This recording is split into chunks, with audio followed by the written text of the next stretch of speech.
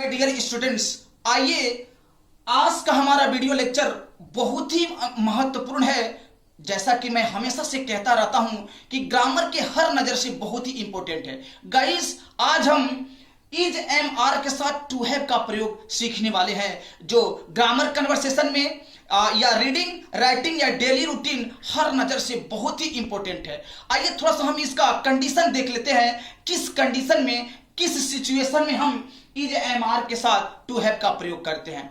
Condition number 1 कह रहा है कि रखना है, रखने हैं, रखनी है। यानी जिस वाक्य में आप रिकॉग्नाइज ऑफ टेंस का लेना, जिसे हम कहते हैं काल की पहचान, मतलब जिस वाक्य के अंत में रखना है, रखने हैं, रखनी है, इन तीनों में से कोई एक आए ना, तो डाउटलेस आप इज एम आर के साथ टू हैव का प्रयोग आप कर सकते हैं। कंडीशन नंबर 2 कह रहा है यदि रखने के अर्थ में इच्छा या योजना का बोध हो। जरा दूसरे मैं शब्दों में एक और मैं समझाने की कोशिश करता हूं कि अगर सब्जेक्ट को ना कोई प्लानिंग बनाना हो, यानी कर्ता कोई एक तरह से प्लानिंग कर रहा है, कोई योजना बना रहा है, इस सेंस में अगर वाक्य के अंत में रखना है, रखने हैं, रखनी है, इन तीनों में से कोई एक आए तो डाउटलेस आप इज एम आर के साथ टू हैव का प्रयोग करेंगे।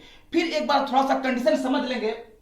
कह रहा है यदि रखने के अर्थ में योजना या इच्छा का बोध हो, मतलब कोई प्लानिंग हो, सब्जेक्ट कोई योजना बना रहा, कोई प्लानिंग कर रहा हो, किसकी सेंस में, रखने के सेंस में, और ऐसे कंडीशन में अगर रखना है, रखने हैं, रखनी है आए तो आप इज एम आर के साथ टू हैव का प्रयोग करेंगे। आई होप, मैं आशा करता हूं कि आप समझ गए होंगे, सेंस को समझ गए होंगे। और आगे बढ़ने से पहले मैं हमेशा की तरह से एक मैं आपको अलर्ट कर देना चाहता हूं, क्या कि इस तरह के वीडियो को समझने के लिए या ग्रामर के किसी पार्ट को समझने के लिए ग्रामर्स के ऊपर पकड़ होना बहुत जरूरी है। जैसे बेसिक थिंग्स हो गए, या आपको is am are, was, were, shall, should be, may, my, must, tense, थोड़ा बहुत ग्रामर का, थोड़ा बहुत जो है कि एक तरह से मॉडल ऑक्सिलरी का, इन सब चीजों के बारे में पता आपको होना बहुत जरूरी है। तभी तो आप ग्रामर को समझ पाएंगे या किसी भी वाक्य को एक तरह से करेक्टली ट्रांसलेट कर पाएंगे। तो आइए आज हम समय को वेस्ट ना करते हुए ग्रामर की तरफ बढ़ते हैं, आज के वीडियो लेक्चर की तरफ। कह रहा है एग्जाम्पल नंबर 1, हम एग्जाम्पल के माध्यम से प्रूव करने की कोशिश करेंगे। कह रहा है कि मुझे अब लंबा बाल रखना है। जरा देखिए, सब्जेक्ट की प्लानिंग है, एक योजना है, और सब्जेक्ट कह रहा है कि मुझे अब एक लंबा बाल रखना है। तो कह रहा है कि मुझे अब लंबा बाल रखना है। I am to have long hair now. I am to have long hair now. मुझे अब लंबा बाल रखना है। दूसरा एग्जाम्पल कह रहा है कि उसे अब एक लैपटॉप रखना है। उसे अब एक लैपटॉप रखना है। तो ट्रांसलेट क्या बनेगा, he is to have a laptop now. He is to have a laptop now. उसे अब एक लैपटॉप रखना है। और आज के वीडियो लेक्चर का लास्ट एग्जाम्पल कह रहा है कि मुझे अब एक बंदूक रखना है। मुझे अब एक बंदूक रखना है। तो एज पर कंडीशन ट्रांसलेट क्या बनेगा कि I am to have a gun now. I am to have a gun now. मुझे अब एक बंदूक रखना है। गाइस, मैं हमेशा से एक तरह से पॉजिटिव, एक तरह से आपके तरफ से मैं पॉजिटिव एक तरह से मैं सोचता हूं कि आप मेरे वीडियो से सेटिस्फाइड हो रहे होंगे।